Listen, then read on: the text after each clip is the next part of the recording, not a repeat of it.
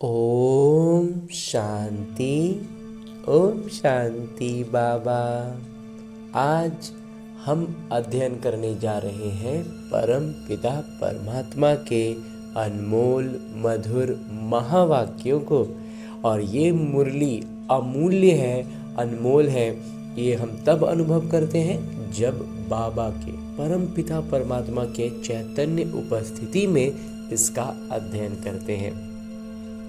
और तब जब बाबा की मुरली की एक एक बात हमारी बुद्धि में ऐसे गूंजती है जैसे बाबा मेरे साथ खड़े हैं और मुझसे कान में कह रहे हैं। जब भी कोई परिस्थिति हो, कोई भी बात हो, हमारी बुद्धि में बाबा की ये बातें गूंजने लगती हैं।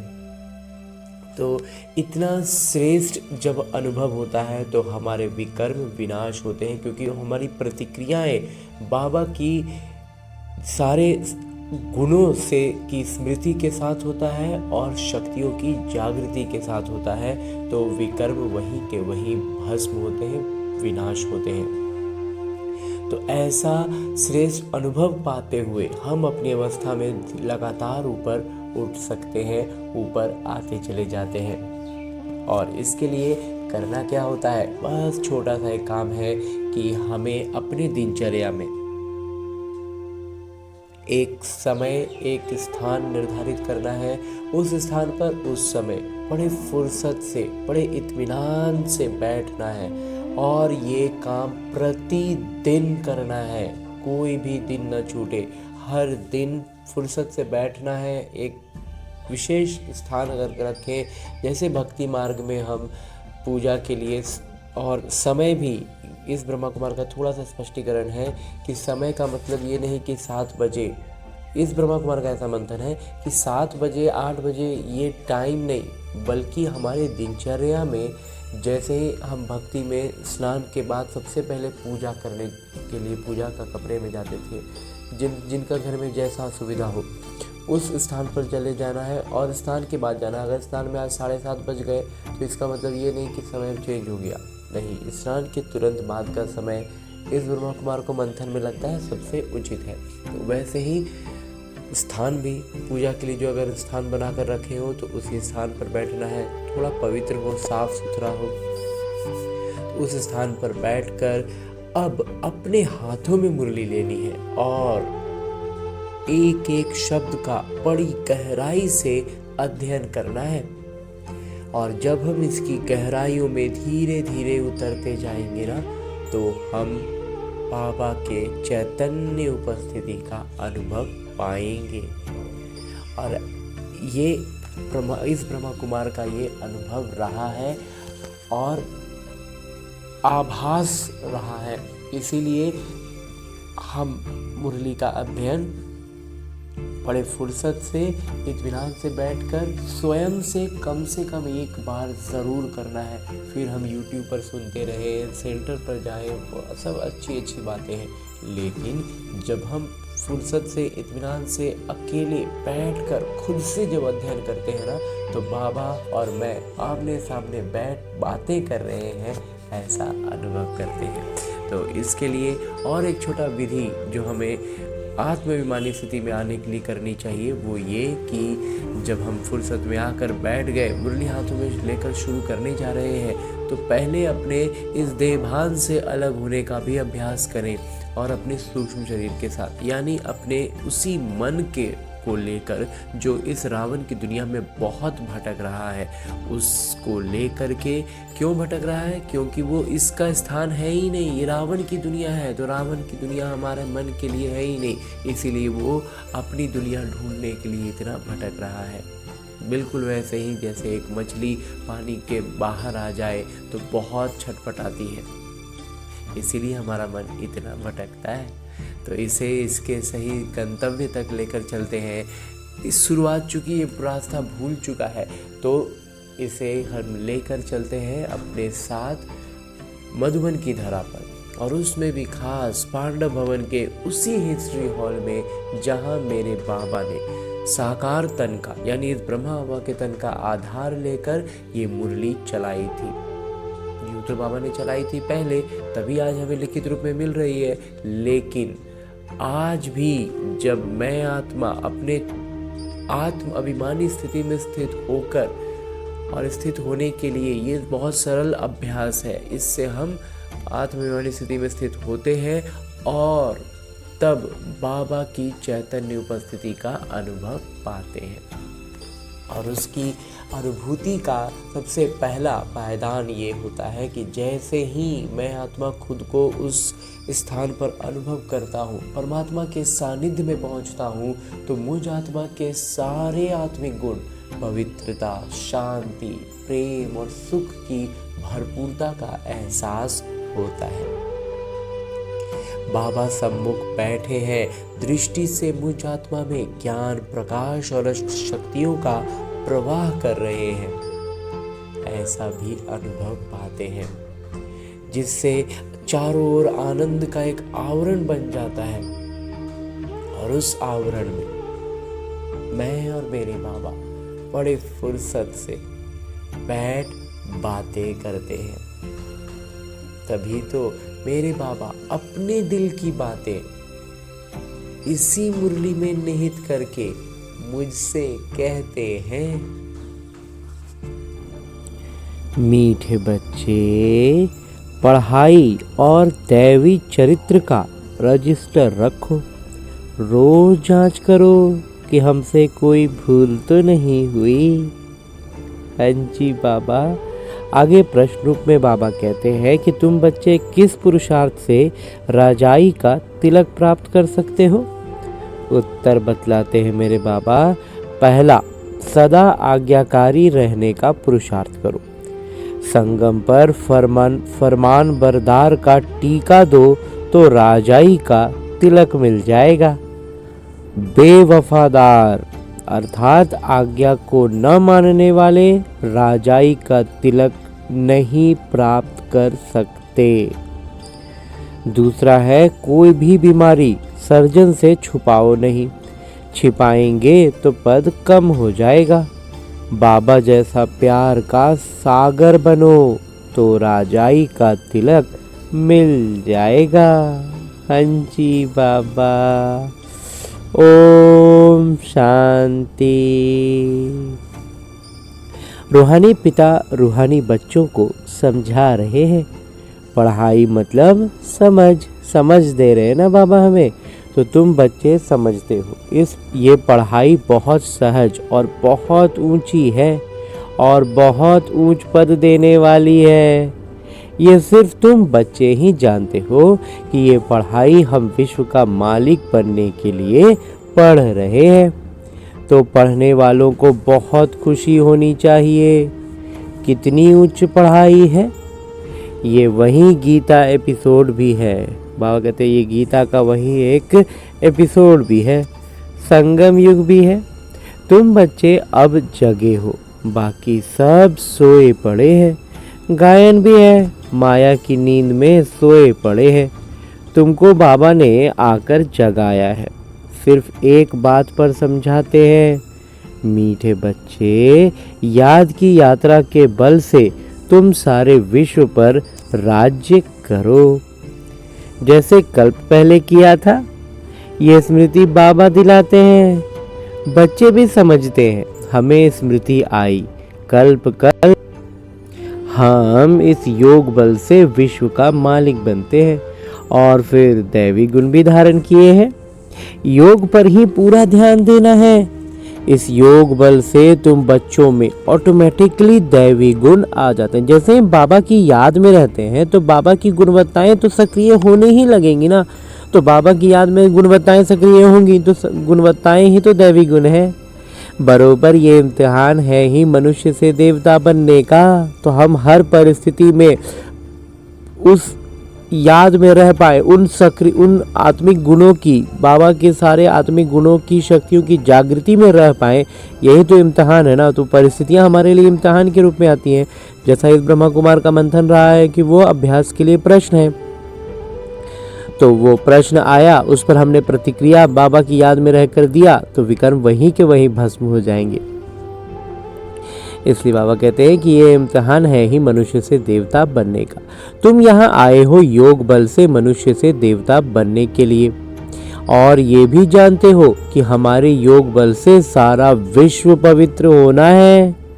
पवित्र था, अब अपवित्र बना है। सारे चक्र के राज को तुम बच्चों ने समझा है और दिल में भी है। पूरा दिल में सारी बात भी है और चक्र का ज्ञान भी समझ में आ गया है। भल कोई नया हो तो भी ये बातें बहुत सहज समझने की हैं। बाबा कहते हैं बहुत सहज बात, कोई नया भी समझ सकता है उसको सही तरीके से समझाएं तो। तुम देवता पूज्य थे, फिर पुजारी तमो प्रधान बने और कोई ऐसा बतला भी ना सके। कोई ज्ञान है ही नहीं तो कहाँ से ये कोई बात ये बतलाएगा। बाबा स्पष्ट बताते हैं वो है भक्ति मार्ग, ये है ज्ञान मार्ग। भक्ति पास्ट हो गई, अब भक्ति पुरानी बात हो गई ना हमारे लिए, तो पास्ट की बात चितवो नहीं। बाबा चित्त पर, अपने मन चित्त पर बीती बातों को नहीं रखना है। बीती बातों पर तुरंत बाबा कहते हैं बिंदी लगाओ, खत्म करो। वो तो गिरने की बात है। ऐसे भी वो क्या था, भक्ति में तो नीचे ही गिर रहे थे ना, इसलिए बाबा कहते हैं तो गिरने वाली बातों को अब क्यों याद करना। बाबा अब चढ़ने की बातें सुना रहे हैं। बच्चे भी जानते हैं हमको दैवी गुण धारण करने हैं जरूर। रोज चार्ट लिखना चाहिए, हम कितना समय याद में रहते हैं, हमारे से क्या भूलें हुई, भूल की भारी चोट भी लगती है। उस पढ़ाई में भी चरित्र देखे जाते हैं। बाबा कहते हैं लौकिक पढ़ाई में भी चरित्र, कैरेक्टर सर्टिफिकेट दिया जाता है ना स्कूलों से, तो फिर ये तो अलौकिक पढ़ाई, या तो चरित्र का ही पढ़ाई है, तो उस पर तो ध्यान रखना ही है ना। तो इसमें भी चरित्र देखा जाता है। बाबा तो तुम्हारे कल्याण के लिए ही कहते हैं, उसमें भी रजिस्टर रखते हैं, पढ़ाई का और चरित्र का। तो यहाँ दोनों रजिस्टर है, पढ़ाई का भी और चरित्र का भी। यहाँ भी बच्चों का दैवी चरित्र बनाना है, भूल ना हो, ये संभाल करनी है, ये बात का ख्याल रखना है, सजग रहना है। मेरे से कोई भूल तो नहीं हुई, इसलिए कचहरी भी करते हैं। तो अपनी बैठक खुद लगानी होती है, खुद से दरबार लगाते हैं, सब कर्मेंद्रियों को बैठाते थे। और कोई स्कूल आदि में कचहरी नहीं होती, अपने दिल से पूछना है। बाबा ने समझाया है, माया के कारण कुछ ना कुछ अवज्ञाएं होती रहती हैं। बाबा बोलते हैं कि ऐसा नहीं है कि कोई भी पूरी तरह से निपुण हो जाएगा, क्योंकि जब निपुण हो जाएंगे तो यहाँ रहेंगे ही नहीं। यहाँ है तो कहीं ना कहीं कुछ ना कुछ माया भूल अवज्ञा करवाते ही रहता है। ऐसा अवस्था आ जाता है, ऐसी परिस्थितियाँ आती है कि उस वक्त हम कर ही देते हैं, कभी तो सजगता के साथ और कभी पता भी नहीं चला और कुछ गड़बड़ हो गई। तो जो भी हुआ बाबा कहते हैं उसको बाद में तो कम से कम उसके लिए तैयारी रखेंगे, सजग रहेंगे, तो आगे के लिए फिर हम अपनी स्थिति को सुधार पाएंगे। उस जो प्रश्न आज आया उस प्रश्न पर दोबारा नहीं फेल होना है ना। तो शुरू में भी कचहरी होती थी, बच्चे सच बताते थे, बाबा समझाते रहते हैं, अगर सच न बताया तो वो भूले वृद्धि को पाती रहेंगी। अगर बाबा को बतला देंगे ना सच सच, तो आगे के लिए नहीं होगा और स्वाभाविक तौर पर नहीं होगा। और नहीं बताने से, छिपाने से ना, अरे उस दिन तो करबे किए थे, आज क्या दिक्कत है, आज भी कल भी, लगातार फिर होते ही चला जाएगा। उल्टा और भूल का दंड मिल जाता है। बाबा कहते हैं अब भूल बढ़ाते जाएंगे तो दंड पड़ जाएगा ना। भूल न बताने से फिर नाफरमान बरदार का टीका लग जाता है, फिर नाम हो जाता है ये नाफरमान बरदार है। फिर राजाई का तिलक मिल न सके, आज्ञा नहीं मानते हैं, बेवफादार बनते हैं तो राजाई पा नहीं सकते। बाबा कहते नाफरमान बरदार बन जाएंगे ना तो राजाई नहीं पा सकते। सर्जन भिन्न भिन्न प्रकार से समझाते रहते हैं। सर्जन से अगर बीमारी छिपाएंगे तो पद भी कम हो जाएगा। सर्जन को बताने से कोई मार तो नहीं पड़ती है ना। बाबा कहते ऐसा तो नहीं है कि बता देने से बहुत ज़्यादा कोई लौकिक रीति का सजा मिलता है, मार पड़ती है। बाबा सिर्फ कहेंगे सावधान। बाबा और हमें सजग ही करेंगे ना, और उसके लिए युक्ति बताएंगे, उसकी पहचान करने का तरीका बताएंगे कि क्यों गड़बड़ हुआ, क्योंकि हम उसको पहचान नहीं पाए माया को। तो अब से हम उसे पहचान पाए, वो युक्तियाँ बतलाएंगे। तो हर तरफ से तो हमारे लिए अच्छा ही करेंगे ना भगवान। तो फिर अगर ऐसी भूलें करेंगे तो नुकसान को पाएंगे और अगर नहीं ध्यान देंगे, बाबा से छुपाएंगे, युक्तियाँ नहीं समझेंगे, उसको पहचान नहीं पाएंगे दोबारा, तो वो बार बार आएगा और गलती कराएगा और हमारा नुकसान होता जाएगा। पद बहुत कम हो जाएगा। वहाँ तो नेचुरल दैवी चलन होगी, वहाँ तो दैवी चलन स्वाभाविक होगा, सरल होगा। यहाँ पुरुषार्थ करना, वही दैवी चलन के लिए यहाँ पर हमको बहुत मेहनत करना पड़ रहा है, पुरुषार्थ करना पड़ रहा है। वहाँ तो ये सरल होगा ना, घड़ी घड़ी फेल नहीं होना है। इसलिए अगर बार बार अभी अनुत्तीर्ण नहीं हो जाना, फेल नहीं हो जाना है। बाबा कहते हैं बच्चे ज़्यादा भूल न करो, ज़्यादा गड़बड़ी कर करके काम नहीं करो। हमेशा इस बात का ध्यान हमें रखना, सजगता हमेशा अपने मन की स्थिति पर, अपनी आत्मा की स्थिति पर, कर्मों के हिसाब किताब पर पूरा सजगता रखना है। बाबा बहुत प्यार के सागर है। बाबा जो है ना वो इतने प्यार के सागर हैं कि हम पार नहीं पा सकते। जिसको कहा जाता था ना, वो प्यार के लिए ही है, बाबा के ज्ञान के लिए, शांति के लिए है। बच्चों को भी बनना है और हमें भी बाबा कहते हुए ऐसा ही बनना है, यथा बाबा तथा बच्चे। यथा बाबा तथा बच्चे, यथा राजा रानी तथा प्रजा। बाबा तो राजा है नहीं, तुम जानते हो। बाबा हमको आप समान बनाते हैं। बाबा की जो महिमा करते हैं वो तुम्हारी भी होनी चाहिए।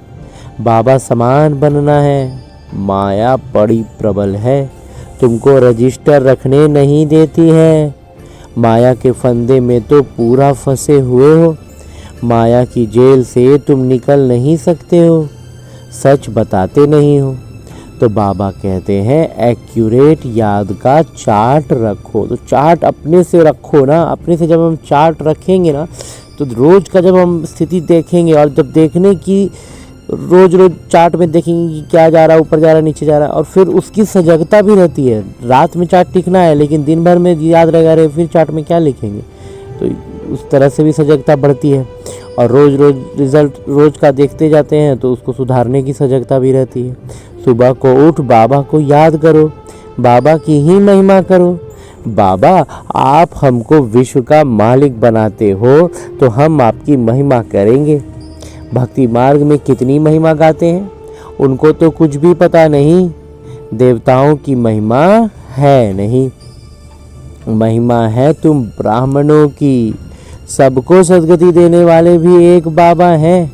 वो रचयिता भी हैं, निर्देशक भी हैं, सेवा भी करते हैं और बच्चों को समझाते भी हैं। प्रैक्टिकल में कहते हैं वो तो सिर्फ भगवान उवाच सुनते रहते हैं शास्त्रों से। वहाँ कहते हैं प्रैक्टिकल में बाबा हमें बतला रहे हैं, सारा ज्ञान सुना रहे हैं, समझा रहे हैं और हम उसका अनुभव कर रहे हैं। लेकिन वो जो भगवानुवाच कहते हैं शास्त्रों से, वो क्या है, उसमें तो कुछ भी प्रैक्टिकल नहीं होता है। गीता पढ़ने आते हैं, फिर उनसे मिलता क्या है, कितना प्रेम से बैठ पढ़ते हैं, भक्ति करते हैं, पता नहीं पड़ता कि इनसे क्या होगा। ये नहीं जानते कि हम नीचे ही सीढ़ी उतर रहे हैं। दिन प्रतिदिन तमोप्रधान बनना ही है। ड्रामा में नूंद ही ऐसी है।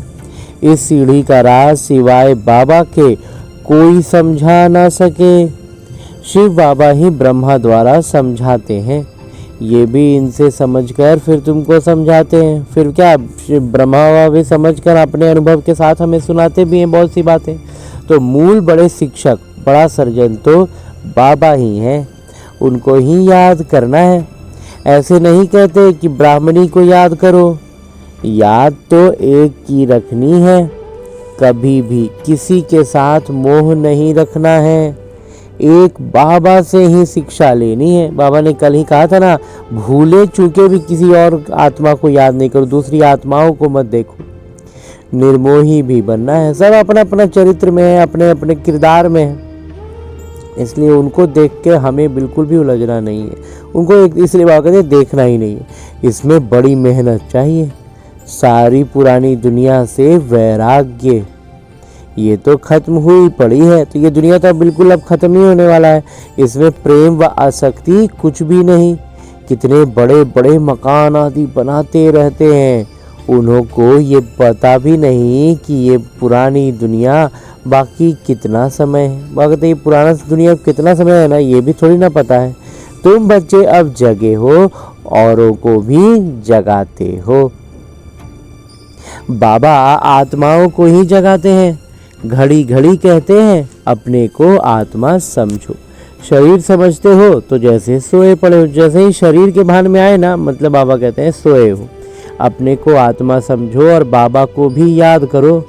आत्मा पतित है तो शरीर भी पतित मिलता है, आत्मा पावन तो शरीर भी पावन मिलता है।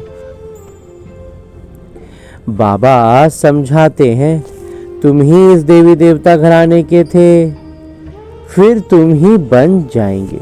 कितना सहज है, ऐसे बेहद के पिता को हम क्यों नहीं याद करेंगे। सुबह उठकर भी बाबा को याद करो। सुत उठ के सबसे पहले ना एकदम बिस्तर पर आँख खुला ना, एकदम जैसे लौकिक में कोई होता है रिश्ते ऐसे कि एकदम बिल्कुल पास में होते हैं, वैसे बाबा को एकदम पास में उनकी सिर तकिए से सिर उठा करके उनकी गोद में रख लेना है और उनसे मीठी मीठी बातें, बाबा को खूब प्यार करना है। बाबा भी महसूस करेंगे कि बाबा भी सिर पर हाथ फिरा कर खूब दुलार प्यार कर रहे हैं। जैसे एकदम लौकिक माँ के सर गोद में सर रखते हैं, माँ दुलार करती है ना, बिल्कुल वैसे ही। और बाबा भी अब उसी समय हम मुरली की बातों को निकाल सकते हैं, या फिर जो पहले पढ़े हुए हैं ऊपर चूँकि पढ़ा हुआ रहेगा ना, तो बाबा की बातें एकदम से लगेगा कि बाबा मुझसे कह रहे हैं, अनुभव करेंगे। और अगर याद नहीं आ रहा है तो मोबाइल तो सब पास में रखते ही हैं, मोबाइल में वो ऐप खोलना है, उसमें सबसे ऊपर मुख्य बिंदु आता है, प्रश्न उत्तर आता है, थोड़ा सा स्क्रॉल करके नीचे चले जाएंगे तो वरदान, धारणा के लिए मुख्य सार, ये सब पढ़ेंगे तो बाबा ऐसा अनुभव करेंगे कि बाबा हमसे ये सब बातें निज तौर पर कह रहे हैं। बाबा आपकी तो कमाल है, आप हमको कितना ऊंच देवी देवता बनाकर फिर निर्वाण धाम में बैठ जाते हैं। इतना ऊंचा तो कोई बना ना सके। आप कितना सहज कर बतलाते हैं, आप कितना सहज, एकदम लगता है कि कोई बात ही नहीं है, इतना सहज करके हमें बतला देते हैं। लेकिन है कितना ऊंच पढ़ाई। बाबा कहते हैं जितना समय मिले काम काज करते हुए भी बाबा को याद कर सकते हो। याद ही तुम्हारा बेड़ा पार करने वाली है, अर्थात कलयुग से उस पार शिवालय में ले जाने वाली है। शिवालय को भी याद करना है। शिव बाबा की स्थापना किया हुआ स्वर्ग, तो दोनों की याद आती है। शिव बाबा की याद, शिव बाबा द्वारा स्थापना किया जाने वाला शिवालय को भी बाबा कहते याद करना है। शिव बाबा को याद करने से हम स्वर्ग के मालिक बनेंगे। ये पढ़ाई है ही नई दुनिया के लिए। बाबा भी नई दुनिया स्थापन करने आते हैं। जरूर बाबा आकर कोई तो कर्तव्य करेंगे ना, भगवान आएंगे तो कुछ ना कुछ तो करेंगे ना। तुम देखते भी हो मैं किरदार निभा रहा हूँ ड्रामा के प्लान अनुसार। तुम बच्चों को 5000 वर्ष पहले वाली याद की यात्रा और आदि मध्य अंत का राज बताता हूँ। तुम जानते हो हर 5000 वर्ष के बाद बाबा हमारे सम्मुख आते हैं। आत्मा ही बोलती है, शरीर नहीं बोलेगा। शरीर थोड़ी बोल रहा है, शरीर तो बोलने का यंत्र है, वो बोलता थोड़ी है। माइक क्या है, उससे अब माइक में बोला गया आवाज़ कितना लाउड स्पीकर में तेज बजता है, तो ये माइक थोड़ी बोलता है, माइक में हम बोलते हैं। बिल्कुल वैसे ही हमारा ये मुख, हमारा कंठ, हमारे जो भी बोलने के लिए अंग हैं शरीर के, वो सिर्फ इस्तेमाल के लिए है ना, आत्मा के। बाबा बच्चों को शिक्षा देते, आत्मा को ही पवित्र बनाना है, आत्मा को एक बार ही प्योर होना होता है। बाबा कहते हैं मैंने अनेक बार तुमको पढ़ाया, फिर भी पढ़ाऊंगा, फिर आगे भी बाबा पढ़ाएंगे। ऐसा कोई सन्यासी कह ना सके। बाबा ही कहते हैं बच्चे मैं ड्रामा की योजना अनुसार पढ़ाने आया हूँ। ड्रामा में है कि अभी मुझे पढ़ाना है, इसलिए मैं पढ़ाने आया हूँ। फिर 5000 वर्ष के बाद ऐसे ही आकर पढ़ाऊंगा। जैसे कल्प पहले तुमको पढ़ाकर राजधानी स्थापन की थी, अनेक बार तुमको पढ़ाकर राजधानी स्थापन की है। ये कितनी वंडरफुल बातें बाबा समझाते हैं। बाबा हम लोग को कितना वंडरफुल बात समझाते हैं। श्रीमत कितनी श्रेष्ठ है। श्रीमत से ही हम विश्व के मालिक बनते हैं। बहुत बहुत बड़ा मर्तबा है। कोई को बड़ी लॉटरी मिलती है तो माथा खराब हो जाता है। बहुत ज़्यादा बड़ा किसी को, गरीब आदमी है, उसको लाखों करोड़ों का लॉटरी लग जाए तो कैसे एकदम ज़मीन पर पैर नहीं रखेगा, एकदम हवा में उड़ने लगता है। बाबा कहते हैं कोई चलते चलते होपलेस हो जाते हैं, और कोई को क्या है, एकदम निराश हो जाता है कि हम तो नहीं सक रहे, हम पढ़ नहीं सकते, हम विश्व की बादशाही कैसे लेंगे। मन में बहुत लगने लगता है कि हम तो पढ़ ही नहीं पा रहे, हम कर ही नहीं पा रहे, तो हम विश्व का बादशाही कैसे लेंगे। तुम बच्चों को बहुत खुशी होनी चाहिए। तो सबसे पहला बात क्या करना है, पहले खुशी में आना है कि हमको भगवान मिल गए। इस ब्रह्मा कुमार ने पहले भी एक बार कहा था ना कि पुरुषार्थ अपनी जगह है, कौन कितना सक रहा है नहीं सक रहा है, कितना कर रहे नहीं कर रहे, पहले तो ये खुशी ये नशा तो चढ़े पहले कि हमको भगवान मिल गए। जिस भगवान को खोजने के लिए, जिस भगवान से ये उम्मीद करने के लिए कि मेरी एक पुकार सुन लीजिए, मेरा एक कहना हम जो कह रहे हैं एक बार मेरा कोई सुन ले, भगवान कितना भटक रहे थे, वो भगवान हमको मिल गए हैं, हमसे पर्सनली बैठ के निज तौर पर बात कर रहे हैं। ये नशा चढ़ा रहे हैं ना, पुरुषार्थ तो द्वितीय चीज हो गई, पहले तो ये नशा चढ़ेगा ना तो अपने आप कितनी सारी चीजें हमारी सरल हो जाएंगी। बाबा कहते हैं अतीन्द्रिय सुख और खुशी की बातें मेरे बच्चों से पूछो। तो वो खुशी में जब झूमने लगेंगे ना तो फिर तो बहुत सारी चीज़ें अपने आप हो जाती हैं, पता भी नहीं चलता है। पुरुषार्थ तो कब शुरू हो जाता है, आधा पुरुषार्थ तो ऐसे ही हो जाता है, उसके बाद फिर महीन महीन जब होती है तब फिर मतलब सजगता रख के पुरुषार्थ करना पड़ता है। मोटी मोटी पुरुषार्थ तो ऐसे ही खत्म हो जाते हैं। तुम जान जाते हो सबको खुशी की बातें सुनाने। बाबा कहते हैं हमारा काम ही है दूसरों को खुशी की बात सुनाना ना, कि भगवान आए हुए हैं, तुम ही विश्व के मालिक थे, फिर 84 जन्म भोग गुलाम बने हो। गाते भी हैं मैं गुलाम तेरा, समझते हैं अपने को नीच कहना, छोटा होकर चलना अच्छा है। मन में ऐसी भावना हमारे भक्ति में कहीं ना कहीं डाल दी गई कि अपने आप को छोटा कहना, नीच कहना अच्छा होता है, तो इसलिए अपने आप को ऐसा कह रहे हैं। देखो बाबा कौन है, उनको कोई जानते नहीं, उनको भी सिर्फ तुमने जाना है। भगवान कौन है उनको भी सब कोई थोड़ी जान पा रहा है। बाबा कैसे आकर सबको बच्चा बच्चा कह समझाते हैं। ये आत्मा और परमात्मा का मेला है, उनसे हमको स्वर्ग की बादशाही मिलती है।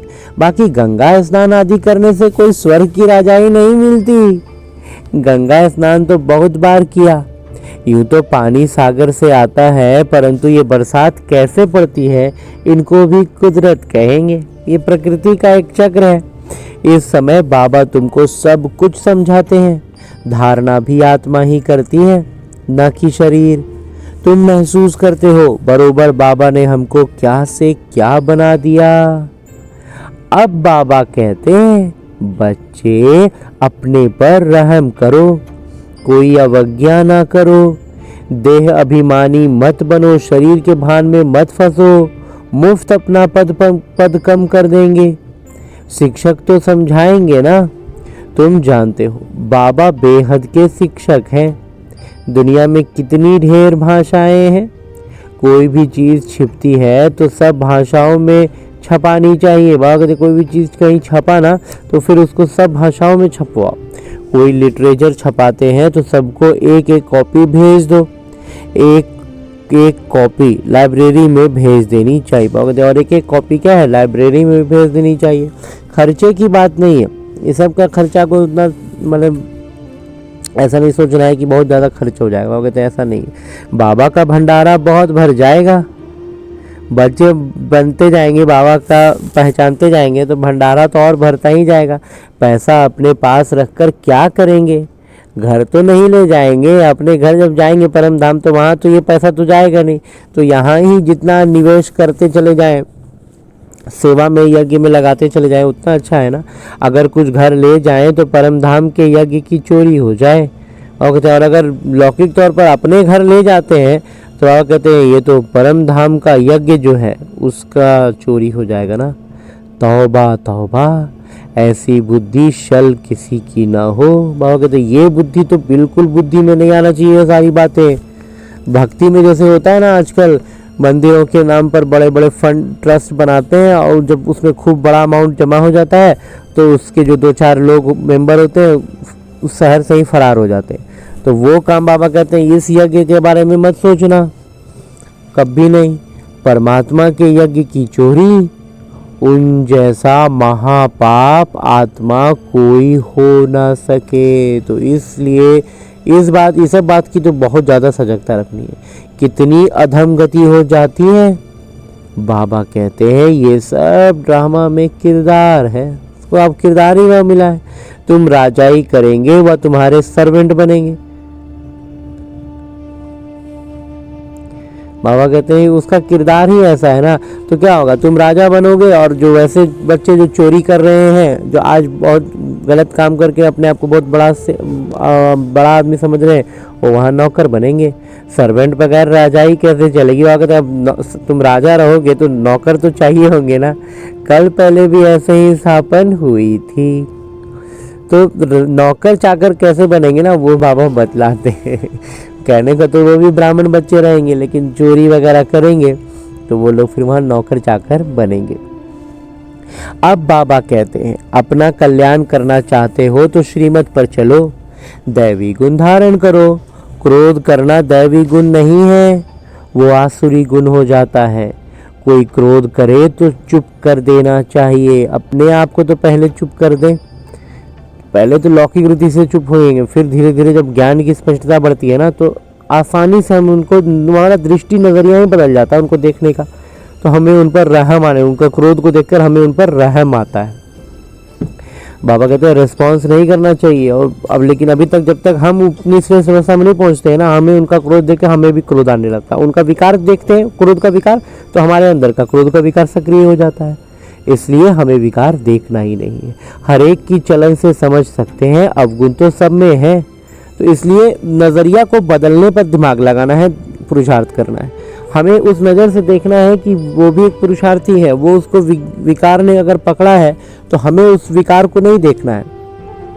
तो हमें अपनी आत्मिक गुणों की सक्रियता बढ़ानी है। तो वो आदत जब हो जाएगी ना, तो हम क्या होगा, हम ऊपर उठेंगे ना। बाबा कहते चलन से समझ सब में रहेगा कुछ ना कुछ। बाबा ने कहा ना कि कोई भी पूर्ण तभी बना नहीं है, तो ऊपर नीचे सबकी अवस्था होती रहती है। जब कोई क्रोध करते हैं तो उनकी शक्ल तांबे जैसी हो जाती है, तो लाल पड़ जाता है। मुख से बाण चलाते हैं, मुख से क्या निकलने लगता है, बाण निकलने लगता है, अपना ही नुकसान कर देते हैं। और उससे नतीजा क्या था, उनका ही कर्मों का हिसाब किताब भारी हो जाता है, उलझ जाता है, पद भ्रष्ट हो जाएगा। समझ होनी चाहिए, तो उस वक्त भी अपनी सजगता इतनी होनी चाहिए ना।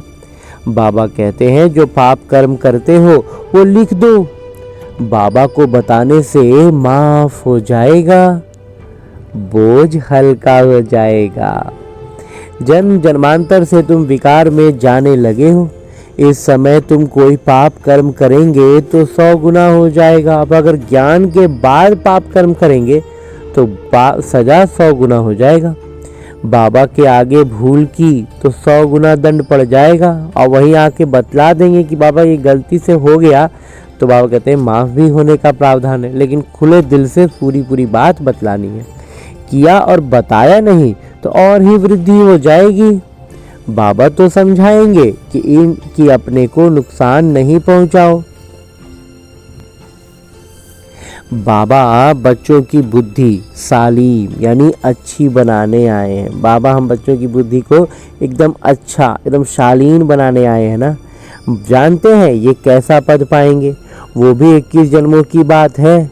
जो सेवा योग्य बच्चे हैं उनका स्वभाव बहुत मीठा चाहिए। कोई झट बाबा को बतलाते हैं बाबा ये भूल हुई, बाबा खुश होते हैं। जब हम तुरंत अपनी गलती समझ जाते हैं, पहले तो खुद को पहले समझ में भी आना कि हमसे ये भूल हुआ, हम श्रीमत से विरुद्ध चले गए, श्रीमत से बाहर चले गए, तो पहले वो बुद्धि में सजगता भी आ रही है ना, तो बहुत खुशी की बात है। तो वो आई, फिर हमने उसे तुरंत बाबा को बतलाया तो बाबा खुश होते हैं। भगवान खुश हुए तो और क्या चाहिए। बाबा कहते हैं भगवान हमसे खुश हो गए। तो भक्ति में कहते थे ना, अरे देवता को खुश करने के लिए किया जाता है। भले ही वो अटपटी सी चीज़ें होती हैं, मतलब अब सोच के लगता है कि कैसा कैसा काम करता है आदमी, और उसमें बोलते हैं भाई क्या देवता को खुश करने के लिए। मुझे यही इस ब्रह्मा कुमार को यही मन में आता था कि वो मैंने बाय डिफ़ॉल्ट क्या नाराज़ बैठे हुए हैं और अगर वो नाराज़ रहेंगे तो फिर हमारी ऐसी ऐसी चीज़ों से, कम दाम वाला दिया जलाने से, रोड़ी सिंदूर सब एक में करके एक पास चढ़ा देने रख देने से वो खुश हो जाएंगे। क्या है ये सब, लेकिन चूंकि भक्ति में थे तो समझ में नहीं आता था, बस करना चाहिए तो कर रहे थे। लेकिन मन की श्रद्धा का भाव बाबा ने देखा और ज्ञान दे दिया। ये तो बाबा शिक्षक गुरु तीनों ही हैं, पिता भी है, शिक्षक भी है, गुरु भी है, नहीं तो तीनों ही नाराज होंगे। बाबा कहते हैं बाबा को सच नहीं बताएंगे, अपनी गलती को स्वीकार नहीं करेंगे तो ये तो तीनों किरदार में है ना, तीनों ही किरदार में नाराज हो जाएंगे ना। तो बाबा को नाराज करने का काम तो नहीं करना है ना हाँ जी बाबा, पूरी सजगता रखनी है बाबा। अच्छा, मीठे मीठे सिकिलदे बच्चों प्रति माता पिता बाबा का याद प्यार और आशीर्वाद। रूहानी बाबा की रूहानी बच्चों को नमस्ते। हम रूहानी बच्चों की ओर से रूहानी माता पिता को याद प्यार और प्रणाम। धन्यवाद बाबा, धन्यवाद। मुरली के लिए भी धन्यवाद और इस अनूठे अलौकिक ब्राह्मण जीवन के लिए भी बहुत बहुत बहुत धन्यवाद बाबा, बहुत धन्यवाद। आगे आज की मुरली से लिए गए वो प्रमुख बिंदु हैं जिन्हें हमें अपने ब्राह्मण जीवन में धारण करने हैं, और ब्राह्मण सो फरिश्ता, फरिश्ता सो देवता बनना है। उसके लिए जो सबसे पहली बिंदु है वो है श्रीमत पर चल अपनी बुद्धि शालीन यानी अच्छी रखनी है, एकदम शालीन बुद्धि बनानी है, कोई भी अवज्ञा नहीं करनी है, क्रोध में आकर मुख से बाम नहीं निकालना है, चुप रहना है। क्रोध आया तो ये सब मतलब इस ब्रह्म कुमार को लगता है कि बहुत शुरुआती स्तर पर भी ये सब चीज़ें होती हैं, और फिर जब हमारे स्थिति ऊपर उठती है उसके बाद भी अगर क्रोध आता है तो बाबा कहते हैं सब सजगता इतनी रखनी है कि मुख से बाण, कर्म में तो वो बिल्कुल भी ना आ पाए ना। पहले कर्म रुकेगा, फिर संकल्प रुकेंगे, फिर हमारी मनोवस्था। एक्चुअली ऐसे होने का नहीं है, कोई क्रम नहीं है, लेकिन कम से कम इतना तो हो वाली बात है। नहीं तो सबसे पहले अगर मन ही, नज़रिया ही बदल देंगे तो फिर एक एक करके नहीं रुकेगा, एकदम से मुंह रुक जाएगा, चुप रह जाएंगे। दूसरा है दिल से एक बाबा की महिमा करनी है, इस पुरानी दुनिया से आसक्ति व प्यार नहीं रखना है, बेहद का वैरागी और निर्मोही बनना है। हाँ जी बाबा। और आगे मेरे बाबा वरदान दे रहे हैं। वरदान देते हुए मेरे बाबा कहते हैं, याद के आधार द्वारा माया की कीचड़ से परे रहने वाले सदा चीयरफुल भव। बाबा कहते हैं सदा एकदम खुशी से झूमते रहने वाले बन जाओ इस याद के आधार पर। एकदम हम वास्तव में ये अनुभव की चीज़ है, हम जब बाबा के सानिध्य में रहते हैं ना तो फिर ये माया की कीचड़ की चीज़ें ना हमें दूर से ही दूर दिखाई दे, अच्छी नहीं लगने लगती तो हम एकदम उससे अपना किनारा कर लेते हैं, तो हम और खुशी में झूमते रहते हैं ना। विस्तार से बाबा कहते हैं कोई कैसी भी बात सामने आए सिर्फ बाबा के ऊपर छोड़ दो, जिगर से कहो ठ बाबा, तो बात खत्म हो जाएगी। बाबा के एकदम दिल में एकदम समाये रहेंगे ना तो बाबा कहते हैं बात तो वही खत्म हो जाएगी ना, विक्रम तो वही भस्म होना ही है। ये बाबा शब्द दिल से कहना ही जादू है। माया पहले पहले बाबा को ही भुलाती है। माया का सबसे पहला काम क्या होता है, बाबा को भुला दो, फिर तो हम इसको पकड़ ये लेंगे। बाबा के सानिध्य में जो हम, जैसे लौकिक में कहानी थी ना, लक्ष्मण रेखा के भीतर थी सीता, तो वहां से पहले उसको बाहर निकाल लो, फिर तो सीता को पकड़ ही लेंगे। बिल्कुल वैसे ही है, बाबा की याद से हम जैसे ही बाहर आ जाएंगे ना फिर तो माया हमको बख्शेगा नहीं, कच्चा खा जाएगा। तो इसलिए हमें बाबा की याद को, बाबा का हाथ को छोड़ना नहीं है। बाबा कहते हैं माया पहले पहले बाबा को ही बुलाती है, इसलिए सिर्फ इस बात पर ध्यान दो तो कमल पुष्प समान अपने को अनुभव करेंगे। कुछ भी हो ना, कोई भी परिस्थिति हो, सबसे पहले ये एकदम नहीं होता, एक काम तो अलर्ट कर लेंगे ना, बुद्धि एकदम अलर्ट। बाबा को तो हम नहीं छोड़ेंगे। ज्ञान नहीं समझ में आ रहा है, स्पष्ट नहीं हो रहा है, बात फंस रही है, कुछ हो रहा है, हम पूरी तरह से इतना निपुण अवस्था में नहीं है कि हम कुछ कर पा रहे हैं, कुछ समझ पा रहे हैं पुरुषार्थ में या युक्ति ज्ञान मैंने होता है ना, एकदम से जब हमारी अवस्था बहुत अच्छी नहीं होती है तो हम उलझने लगते हैं, फंसने लगते हैं। लेकिन एक डोर पकड़ के रखनी है, बाबा। बाबा पार लगाएंगे, बाबा बाबा बाबा, मुख से लौकिक अलौकिक तौर पर बस बाबा बाबा एकदम से बुद्धि में पकड़ लेना है, बाबा का हाथ नहीं छोड़ना है। बाबा बस आज के इस वरदान में यही कह रहे हैं, कुछ भी हो ना, एक बात की सजगता रख लो कि मैं बाबा के हाथ को पकड़े रहूंगा, बाबा का साथ नहीं छूटे। फिर तो थोड़ा तब क्या होगा, हिल डुल के पकड़ा जाएंगे और अवस्था अच्छी रहेगी, ज्ञान बंधन अच्छा रहेगा, इस ज्ञान की स्पष्टता रहेगी, माया के स्वरूप को पहचान लेंगे अच्छे से, तो फिर तो अचल अडोल रह पाएंगे, हिले डुलेंगे भी नहीं। तो बस वो हमारा पुरुषार्थ के ऊपर है, वो तो नंबरवार बच्चे हैं, लेकिन याद तो बाबा को हाथ ना छोड़ना, इतना तो हर बच्चा कर सकता है ना। तो याद के आधार पर माया के समस्याओं की कीचड़ से सदा परे रहेंगे, कभी किसी भी बात में हलचल में नहीं आएंगे, सदा एक ही मूड होगी, चीयरफुल। बाबा कहते हैं हमेशा एक ही मूड होगा, एकदम खुशी। बाबा कहते हैं ना, कुछ भी हो जाए खुशी ना जाए। हाँ जी बाबा। और आगे स्लोगन है, मुरली का उपदेश है, पवित्रता की धारणा व धर्म को जीवन में लाने वाले ही महान आत्मा है। पवित्रता को धारणा में लाना है और धर्म को जीवन में, परमात्मा की श्रीमत ही धर्म है ना, तो उसको जीवन में लाना है, तो हम महान आत्मा बन जाएंगे। हाँ जी बाबा। और अभी तक हमने परमपिता परमात्मा से इतना श्रेष्ठ अमूल्य साकार मुरली को परमपिता परमात्मा के चैतन्य उपस्थिति में, उनके सानिध्य में अध्ययन करने का प्रयास किया और अनुभव भी किया ना।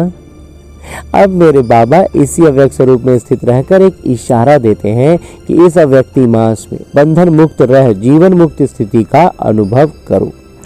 और ऐसा करने के लिए बाबा हर दिन हमें अलग अलग आयामों से अलग अलग इशारे दे करके इसकी स्पष्टता को बढ़ाते हुए कहते हैं कि स्वयं को बंधनों से मुक्त करने के लिए अपनी चलन को और जो कड़ा संस्कार है उसे चेंज करो, उसे बदली करो। बंधन डालने वाले अपना काम करें, आप अपना काम करो। हमें तो निरंतर अब याद में रहने का ही अभ्यास को बढ़ाना है ना, तो हमें परिस्थितियों को किस नजर से देखना है। एक मेरे अभ्यास के लिए प्रश्न आया है, इसको हमें याद में रहकर पार करना है। तो वहाँ कहते वो अपना काम कर रहा है, वो क्वेश्चन डालते जा रहा है, हमें आंसर देते जाना है। उनके काम को देख घबराओ नहीं, जितना वो अपना काम फोर्स से कर रहे हैं, जितना दम लगा के वो अपना काम कर रहे हैं, आप अपना फोर्स से, आप जितना तेजी से रैपिड क्वेश्चन कर रहे हैं, आप उतना ही रैपिड आंसर दे जाओ। ज्ञान की स्पष्टता और बढ़ती जाएगी, बाबा के सानिध्य में और अनुभव करने लगेंगे। उनके गुण उठाओ कि वो कैसे अपना कर्तव्य कर रहे हैं, आप भी करो। अपने को बंधनों से मुक्त करने की युक्ति रचो। हाँ जी बाबा। और अब हमने परमपिता परमात्मा का इतना श्रेष्ठ ज्ञान मुरली को उनकी चैतन्य उपस्थिति में अध्ययन किया, उनसे वरदान प्राप्त किया। इशारे अव्यक्त रूप में स्थित होकर बाबा ने जो इशारा दिया उसे भी जान लिया। अब हमें करना क्या है, हमें अपने इस लक्ष्य को याद रखना है कि हमें लक्ष्मी नारायण बनना है, विश्व महाराजा बनना है। तो करना क्या है, इन सारी ज्ञान की बातों को वास्तविक जीवन में अपनाना है। और ये वास्तविक जीवन भी कहना एक तरह से गलत होगा, क्योंकि ये जो मेरा लौकिक जीवन है ये बस और बस मेरे अभ्यास के लिए है। उसका एक अभ्यास पुस्तिका है जिसमें आने वाली हर परिस्थिति मेरे लिए एक प्रश्न है, और उस प्रश्न का मैं कितना आत्माभिमानी स्थिति में रहकर उत्तर देता हूँ, उस पर अपनी प्रतिक्रिया देता हूँ, वही निर्धारित कर रहा है कि मैं अपने लक्ष्य के कितने करीब पहुंच रहा हूं। तो इसके लिए अभी फिलहाल हमें लौटना है अपने इस स्थूल शरीर में, अपने इस किरदार, जहां मुझे न केवल अपने सारे आत्मिक गुणों की स्मृति रखनी है बल्कि अष्ट शक्तियों की जागृति रखनी है। और उन अष्ट शक्तियों को इस ब्रह्मा कुमार ने अपने मंथन से इस क्रम में सजाया है कि सबसे पहले हमारे भीतर ज्ञान के बाद जो शक्ति जागृत होती है वो होती है सहन शक्ति। जब हम ज्ञान की महीन बातों को नहीं समझ पाते हैं, कुछ स्पष्ट नहीं हो पाता है, या जहाँ पर भी जिस भी परिस्थिति में हम स्पष्टता में थोड़ा भी उलझते हैं, तो अगर लेकिन निश्चय पूरा होता है तो हम सहन शक्ति की जागृति के साथ हर परिस्थिति को पार कर पाते हैं। उसके बाद जो जागृत होती है वो होती है परखने की शक्ति और उसी के साथ साथ निर्णय करने की शक्ति। अब निर्णय क्या करना है? निर्णय करने के लिए हमारे पास 5 शक्तियां हैं कि हमें इन 5 में से कौन सी शक्ति का इस्तेमाल करना है। तो इसमें सबसे पहला इस ब्रह्मा कुमार को लगता है कि है समेटने की शक्ति। समेटने की शक्ति का अर्थ है, इस ब्रह्मा कुमार का मंथन रहा है कि सबसे पहले जो आती है वो है समेटने की शक्ति। समेटना क्या है? अपने उन पुराने संस्कारों को जो रावण के प्रभाव में बने हैं। दूसरा है समाने की शक्ति। वही सारी संस्कार जो अन्य आत्माओं में, संबंध संपर्क की आत्माओं में रावण के प्रभाव में पनपे हैं, विकसित हुए हैं और वो उनसे घिरे हुए हैं, तो उनको उस नज़र से हम देख पाएँ, इसके लिए हमें शक्ति जो चाहिए वो है समाने की शक्ति। तो उनके रावण के प्रभाव में बने संस्कारों को समाने की शक्ति। उसके बाद जो आती है वो है संकीर्णता की शक्ति। संकीर्णता की शक्ति का अभिप्राय इस ब्रह्मा कुमार के मंथन के अनुसार है कि जहां पर हमारा हस्तक्षेप का या फिर हमारे इन्वॉल्व होने का, हमारे उससे जुड़ने का कोई अर्थ नहीं है, हमारे लिए वो व्यर्थ है, तो वैसे में अपने आप को उसमें जोड़कर हम खामोखा में कहीं उलझ ना रहे हो, इसके लिए भी, इसका स्पष्टीकरण के लिए भी हमें शक्ति चाहिए कि जहाँ ज़रूरत, मतलब संकीर्णता के साथ, मतलब जिसको कहते हैं कि आराम से हम निकल सकते हैं और हम झूठ मूठ में फंस रहे हैं, वो काम ना करके, तो इसके लिए भी शक्ति चाहिए। तो वही है संकीर्णता की शक्ति। उसके बाद जो है वो है सामना करने की शक्ति। तो ये भी हमें परखना होगा ना कि हम यहाँ से एकदम, मतलब बिना किसी जुड़ाव के एकदम सीधे निकल सकते हैं या फिर हम निकल नहीं सकते, तो हमें उसका सामना करना ही है। तो हम उस परिस्थिति का, उन बातों का अच्छे से सामना कर पाए, उसके लिए भी हमें जो शक्ति चाहिए वही है सामना करने की शक्ति। और उसके बाद जो एक शक्ति है उसका नाम है सहयोग की शक्ति। सहयोग की शक्ति का अर्थ है कि जब हम अपने सारे गुणों और शक्तियों से खुद को भरपूर अनुभव करते हैं, सारी शक्तियों की जागृति के साथ होते हैं, तब हम अन्य आत्माओं को सहयोग दे सकते हैं। यूँ तो हम यहाँ गलती ये करते हैं कि आज हमने पहला ज्ञान समझा और हम दूसरों को बताते हैं, तो ये बहुत खुशी और उमंग उत्साह के लिए ठीक है, लेकिन दूसरों को बताने में अगर हम पीछे हो रहे हैं, हम फिसल रहे हैं, वो हमें खींच ले रहे हैं, तो इसका मतलब है कि हम सहयोग की शक्ति से भी निपुण नहीं हुए हैं। तो जब तक हम खुद का पाँव अच्छे से न जमा ले, हम बाढ़ में किसी बह रहे या व्यक्ति को लौकिक तौर पर अगर उदाहरण के रूप में देखें तो किसी को बहता हुआ क्यों हम रोकें और खुद ही हमारे पाँव जमे नहीं है, हमने खुद को रस्सी से कोई चीज़ से बांधा नहीं है, तो फिर हम दूसरों को मदद नहीं कर सकते हैं, हम खुद ही बहने लग जाएंगे। तो इसलिए हमें इस बात का स्मृति रखनी है, इस शक्ति को भी समझना है।